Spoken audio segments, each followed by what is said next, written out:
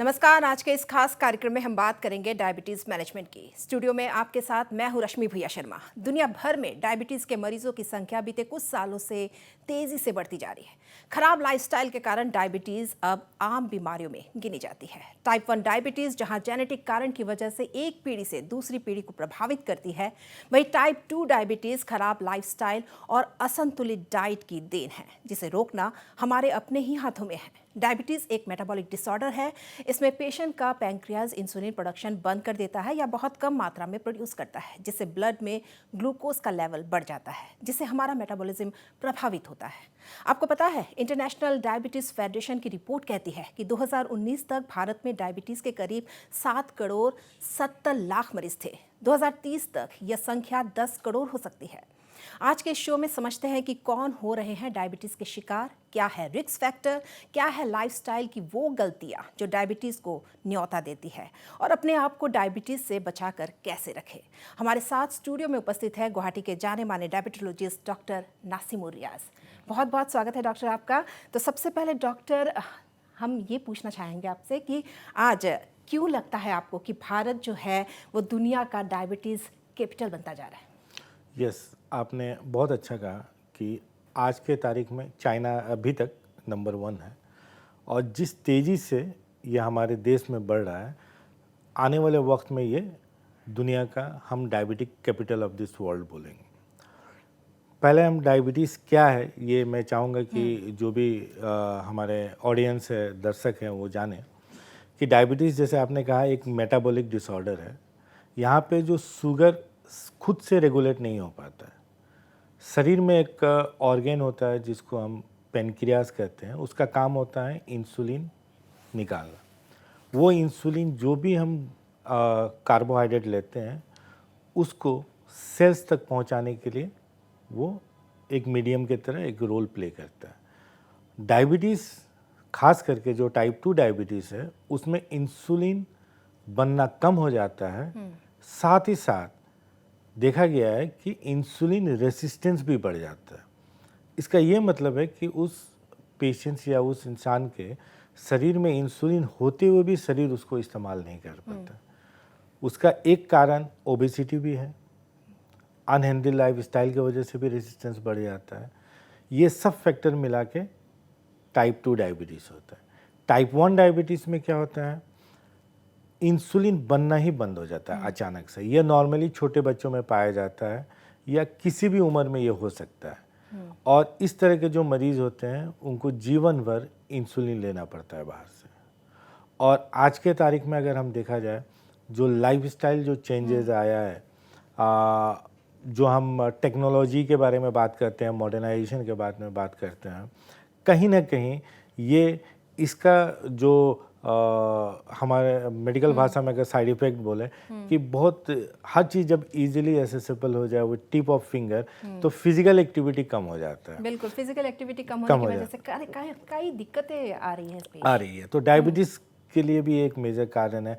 जब 20 साल 30 साल पहले अगर किसी से भी आप पूछेंगे तो स्कूल कैसे लोग बाय वॉकिंग जाते थे, या जो लाइफस्टाइल था, आज के तारीख में है कि हर चीज़ आप लोग गाड़ी से, बाइक से, साइकिल का इस्तेमाल कम हो गया है। अब मोटराइज साइकिल हो गया in the form of scooty, bike. और दूसरा है कि जो स्ट्रेस फैक्टर है, आज का कॉम्पिटिटिव ज़माना में मेंटल स्ट्रेस बहुत बड़ा एक फैक्टर है, जिसके वजह से भी डायबिटीज़ का संभावना बढ़ जाता है। जी डॉक्टर, ये तो थे फैक्टर्स। जी जी। लक्षण किस तरह के होते हैं? क्योंकि कई बार हमने देखा है ना कि कुछ लोगों को पता भी नहीं होता है कि उनमें डायबिटीज़ है, लेकिन जब चेकअप के लिए पहुंचते तब पता चलता है, और ऐसे में उनको शॉक लगता है। एग्जैक्टली ये गवर्नमेंट का रिपोर्ट है। 57% जो भी डायबिटिक लोग हैं उनको नहीं पता कि वो डायबिटीज़ रोग उनको हुआ है। जब हम सिम्टम्स के बारे में बात करें, देखिए कोई भी बीमारी का एक लक्षण होता है। जब आदमी बीमार होता है तो या उसको बुखार हो या सर्दी हो, जुकाम हो, तो डॉक्टर के पास जाता है। डॉक्टर उसको अगर टेस्ट करे या क्लिनिकल हिस्ट्री से वो डायग्नोज करता है कि आपको ये बीमारी है। डायबिटीज़ रोगी, जैसे मैंने कहा कि 57% लोग को नहीं पता है कि उनको डायबिटीज़ है, उनको कोई सिम्टम्स नहीं होता है। जब उनको सिम्टम्स होता है तब शुगर बहुत मल्टीफोल जब हाई हो तब जाके सिम्टम्स होता है। इन बीच में वो एसिम्टोमेटिकली रह के उसके वजह से क्या होता है, उनका जो भी वाइटल्स ऑर्गन है, किडनी है, आँख है, उस पर फ़र्क पड़ना स्टार्ट हो जाता है। तो डॉक्टर, क्या पुरुषों महिलाओं में भी कुछ अलग अलग लक्षण हो सकते हैं? देखिए, अगर हम पूरा लक्षण के बात करें कि कैसे लोग को पता चले, कि एक तो कैटेगरी हो गया जिनको कुछ पता ही नहीं है, और उसके अलावा अगर जो डायबिटीज़ का लक्षण होता है वो होता है कि उनको बार बार पेशाब करने का टेंडेंसी हो, रात भर वो बाथरूम में उठ के जाते हैं, पेशाब करने के लिए जाते हैं। उसी तरह उनको बार बार उनका गला सूखता है, वो पानी पीते हैं दिन में 3 लीटर 4 लीटर। भूख का मात्रा बढ़ जाना, दिन भर उनको लगेगा कुछ ना कुछ मैं खाते रहूं, खाने के बाद भी उनका वेट लॉस होता है। कोई जख्म हो, घाव हो तो वो नहीं सूखता है। उसके अलावा देखा गया है कि पुरुषों में या महिला में प्राइवेट पार्ट में ईचिंग या कोई जख्म निकल जाना वो नहीं हील होता है। तो ये सब एक डायबिटीज़ के लक्षण होते हैं। तो डॉक्टर साहब, जो डायबिटीज़ है और प्री डायबिटीज़ में क्या अंतर है? देखिए, डायबिटीज़ जैसे हम ब्लड शुगर टेस्ट करते हैं उसके बेसिस में हम डायबिटीज़ को कैटेगरीज पे लेके आते हैं कि ये नॉर्मल है, ये बॉर्डर लाइन या प्री डायबिटीज़ है, या इसको हम डायबिटीज़ कहते हैं। तो नॉर्मली क्या होता है कि हम जो ब्लड शुगर है, एक होता है रैंडम ब्लड शुगर। अगर किसी भी इंसान को कोई भी वक्त में अगर हम शुगर चेक करते हैं तो उसको रैंडम कहते हैं। रैंडम ब्लड शुगर अगर 200 से ऊपर है तो उसको हम डायबिटीज़ बोलते हैं। उसी तरह एक शुगर टेस्ट होता है जिसको हम फास्टिंग ब्लड शुगर कहते हैं, कि रात को अगर वो इंसान खाना खाया उसके बाद कम से कम 10 घंटा तक अगर वो कुछ नहीं खाया और जब सुबह हम पहला सैंपल लेते हैं उसको हम फास्टिंग ब्लड शुगर कहते हैं। फास्टिंग ब्लड शुगर एक नॉर्मल इंसान का 110 से नीचे होना चाहिए। एक डायबिटिक पेशेंट होने के लिए उनका फास्टिंग ब्लड शुगर 126 या उससे अधिक। 110 और 126 के बीच में जो शुगर होगा उसको हम बॉर्डर लाइन या प्री डायबिटिक कहते हैं। सेम एक और है जिसको हम पोस्ट प्रेंडियल ब्लड शुगर कहते हैं, जो ब्रेकफास्ट के 2 घंटे बाद चेक किया जाता है। उसका नॉर्मल इंसान के लिए 140 से नीचे होना चाहिए, या एक डायबिटिक होने के लिए 200 से ऊपर। और इस दोनों के बीच में 140 और 200 के बीच में अगर खाने के 2 घंटे के बाद जो शुगर है उसको हम प्री डायबिटिक कहते हैं। डॉक्टर, कुछ दिनों में हमने देखा है कि जो बच्चे हैं, युवा हैं, उनमें भी बहुत ज़्यादा बढ़ रहा है इस तरह का मामला। यस, तो जैसे मैंने कहा कि जो टाइप 1 है, टाइप 1 का इटियोलॉजी नहीं पता है कि किस कारण से टाइप 1 डायबिटीज़ होता है। वो यूजुअली छोटे बच्चों में ही पाया जाता है। लेकिन जो सबसे डेंजरस है ये जो टाइप 2, जो मोस्ट कॉमनली अगर हम देखा जाए तो सबसे कॉमन जो है ये टाइप 2 डायबिटीज़ है। ये जब हम पढ़ाई करते थे तो इसको कहा जाता था कि ये 40 साल, 45 साल या 50 साल के बाद होने वाली बीमारी है। बट आज के तारीख में हम क्लिनिक में देखते हैं कि बच्चे, स्कूल गोइंग बच्चे भी इस टाइप 2 के शिकार हैं, और कहीं ना कहीं इसमें लाइफस्टाइल एक बड़ा रोल प्ले करता है। डॉक्टर, कोविड होने के बाद तो ये समस्या और भी बड़ी है, क्या कहेंगे इस पे? यस, कोविड के वजह से देखिए, कोविड में ये डायबिटीज़, कोविड एक इतना बड़ा मेंटल ट्रॉमा था दुनिया के लिए। बहुत सारे लोग इस दुनिया से चले गए, पर जो लोग हैं उनके लिए बहुत बड़ा ये मेंटल स्ट्रेस था हर लेवल पे, कि कोविड आएगा या आ गया तो हॉस्पिटल में लोग जा रहे हैं, मर रहे हैं, देख रहे हैं। तो एक मेंटल बहुत बड़ा ट्रॉमा था हर इंसान के जीवन में। प्लस बहुत सारा पोस्ट कोविड भी देखा गया है कि डायबिटीज़ का ये बढ़ गया है। इसमें बहुत सारे रिसर्च हो रहा है कि किस कारण से ये सब हो रहा है, लेकिन मेंटल स्ट्रेस एक वन ऑफ द इम्पोर्टेंट बहुत कारण बड़ा फैक्टर है जी। डॉक्टर, बातचीत हम जारी रखेंगे, लेकिन फिलहाल यहाँ एक छोटा सा ब्रेक ले लेते हैं।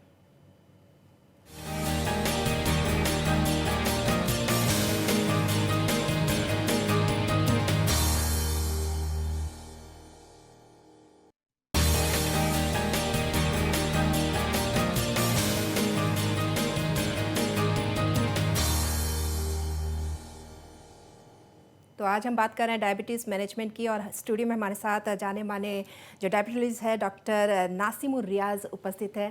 जी नासिमुर जी, ब्रेक में जाने से पहले भी हम कई फैक्टर्स के बारे में बात कर रहे थे। अब आपसे जानना चाहेंगे टेस्टिंग और ट्रीटमेंट के बारे में। वो कौन सी उम्र है जब हमें अपना ब्लड शुगर टेस्ट कराने की बहुत ज़्यादा ज़रूरत होती है? एग्जैक्टली। अब इसमें देखा जाता है कि अगर आपके कोई पेरेंट्स अगर डायबिटिक हैं टाइप 2 डायबिटीज़ में ये होता है कि अगर एक पेरेंट डायबिटिक है तो होने का संभावना 50% होता है बच्चों में, अगर दोनों हैं तो ये संभावना 100% हो जाता है। पर इसका ये मतलब नहीं है कि माँ बाप को डायबिटीज़ है तो बच्चों को भी डायबिटीज़ होगा, ये प्रोबेबिलिटी है। अब अगर कोई भी घर में अगर फैमिली हिस्ट्री है डायबिटीज़ का तो ये कहा जाता है कि जैसे ही 20 साल 21 साल हो कम से कम एक बार तो शुगर देखना चाहिए। अब बहुत आसान है आजकल शुगर देखना, ये बहुत ही सिंपल है आजकल। हर दवा के दुकान पे हर जगह आपको ग्लूकोमीटर मिलता है, लगभग लोग घर पे भी रखते हैं। अगर कोई भी पेरेंट्स डायबिटिक है तो आप एक बार अपना प्रिंट करके आप देख सकते हैं कि आपका शुगर का स्टेटस क्या है। उसके अलावा अगर फैमिली हिस्ट्री में डायबिटीज़ नहीं है, कोई भी इस तरह का ओबेसिटी नहीं है, हेल्दी लाइफ स्टाइल है, तो आप 30 साल 32 साल 33 साल की उम्र में भी अपना शुगर को देख सकते हैं। एक बार अगर जब आपने देख लिया और शुगर अगर विद इन नॉर्मल लिमिट है तो आने वाले 3 साल तक आप नहीं भी देखेंगे तो चलेगा। और अगर देखा जाए कि अगर वो शुगर थोड़ा ऊपर की तरफ है, थोड़ा बॉर्डर लाइन की तरफ है, तो ये कहा जाता है कि हर 6 महीने साल भर में एक बार शुगर को देख लेना चाहिए। तो डॉक्टर साहब, आपको क्या लगता है मॉडर्न टेक्निक्स कितनी कारगर साबित हो रही है, कितना आसान हो रहा है डायबिटीज़ को पकड़ना?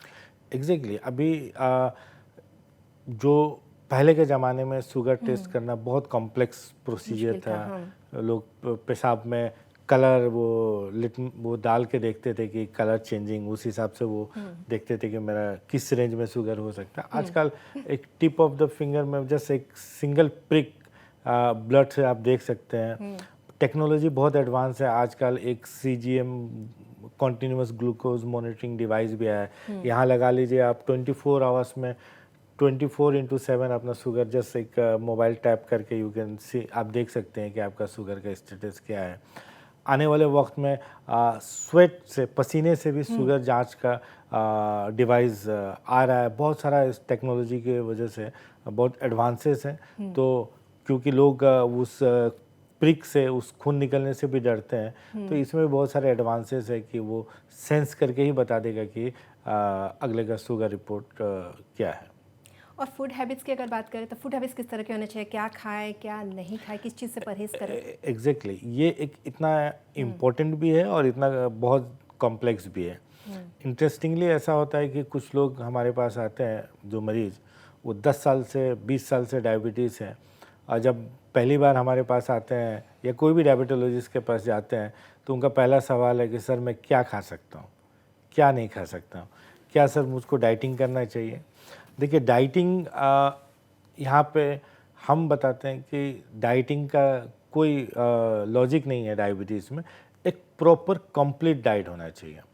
डायबिटीज़ पेशेंट के लिए हर चीज़ ज़रूरी है। देखिए कार्बोहाइड्रेट भी ज़रूरी है, प्रोटीन भी ज़रूरी है, फैट्स भी ज़रूरी है, मैक्रोन्यूट्रिएंट्स भी होना चाहिए, माइक्रोन्यूट्रिएंट्स भी होना चाहिए। खाना जो है वो एक complete but a balance diet होना चाहिए कि जितना ज़रूरत है उतना ही खाना है। दूसरा जो सबसे इम्पोर्टेंट है कि बहुत सारे लोग पूछते हैं कि क्या खा सकते हैं, क्या नहीं खा सकते हैं। डायबिटीज़ में जो सिंपल फॉर्म ऑफ कार्बोहाइड्रेट है उसको अवॉइड करना चाहिए, जैसे कि चीनी, शक्कर, गुड़। ये क्या होता है कि जब हम अपने जबान पे देते हैं ये फ़ौरन एब्जॉर्ब हो जाता है, और उसको एब्जॉर्ब करने में बॉडी को कोई कैलोरीज बर्न नहीं करना होता है, वो इंस्टेंटली बॉडी उसको एब्जॉर्ब कर लेता है। लेकिन हर मरीज का पहला सवाल होता है कि आलू खा सकते हैं कि नहीं? आलू खा सकते हैं कि नहीं। देखिए एकदम से ये मैं अपने मरीज़ को ये नहीं कहता हूँ कि आप एकदम से आलू नहीं खा सकते हैं। आप उसको खाइए, आप उसको बॉयल करके उसको पानी निकाल के आप अगर कोई सब्ज़ी बना रहे हैं उसमें 1 पीस 2 पीस आपको आलू चला गया तो आप उसको एंजॉय करिए। कुछ ऐसा नहीं है कि आप एकदम ये एकदम नहीं छू सकते, आलू एकदम नहीं। या सबसे इंटरेस्टिंग ये भी सवाल लोग पूछते हैं कि ज़मीन का नीचे की चीज़ में हानिकारक है क्या। देखिए आलू तो ज़मीन के नीचे होता है, लेकिन प्याज भी होता है, लहसुन भी होता है, अदरक भी होता है। तो ऐसा नहीं है कि अदरक लहसुन हम नहीं खाते हैं। तो ये सब मिथ है। खाना को बैलेंस होना चाहिए, और जो सबसे ज़रूरी है कि हर आदमी को कैलोरीज रिक्वायरमेंट अलग होता है।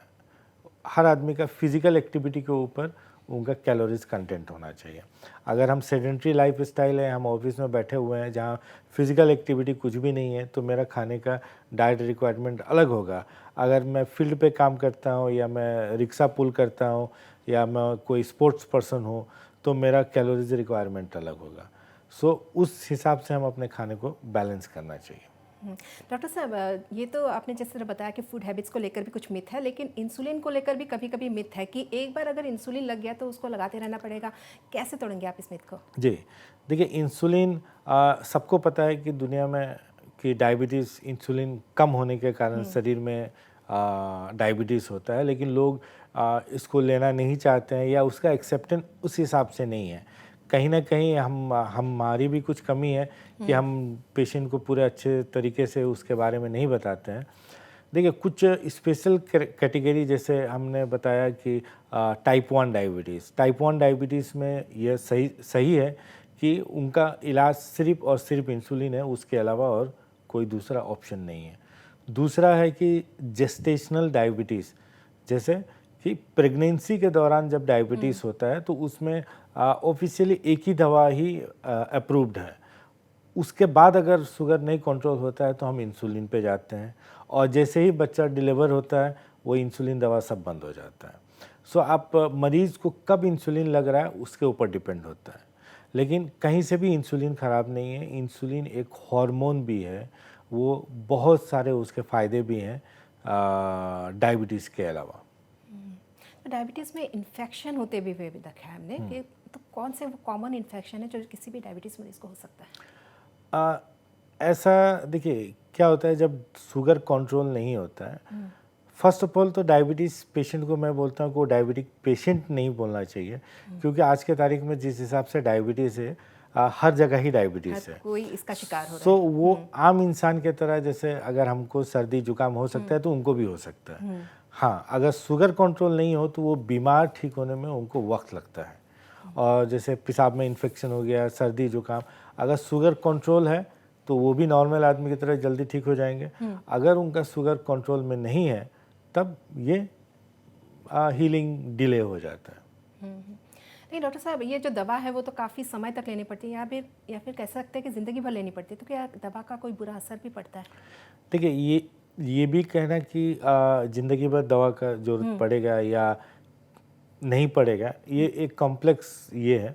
लेकिन कोई भी दवा जो भी मार्केट में आता है, देखिए हमने कोविड के दौरान देखा कि कितनी तबाही थी, लेकिन एक वैक्सीन आने में कम से कम साल भर लग गया।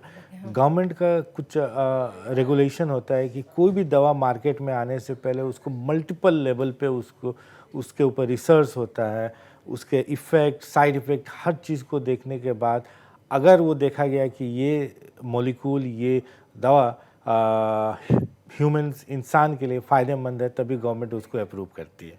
तो हम लोग जो भी दवा लिखते हैं या जो भी डायबिटोलॉजिस्ट या अदर फील्ड के भी जो भी डॉक्टर्स हैं, कोई भी दवा लिखते हैं, ये गवर्नमेंट अप्रूव दवा ही होती है। तो इसका ये होता है कि उसका इफ़ेक्ट अच्छा है एज़ कम्पेयर टू जो साइड इफ़ेक्ट है।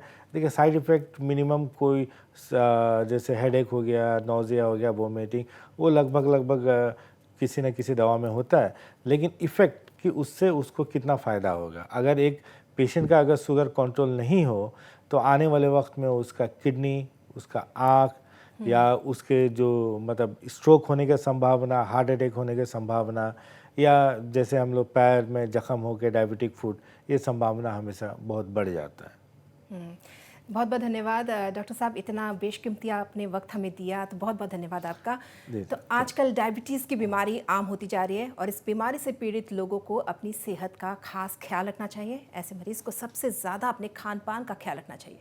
इसके साथ साथ शरीर को फिट रखना भी बेहद ज़रूरी है। किसी भी तरह की समस्या होने पर डॉक्टर की सलाह ज़रूर लेनी चाहिए। तो आप भी सतर्क रहिए, स्वस्थ रहिए। धन्यवाद।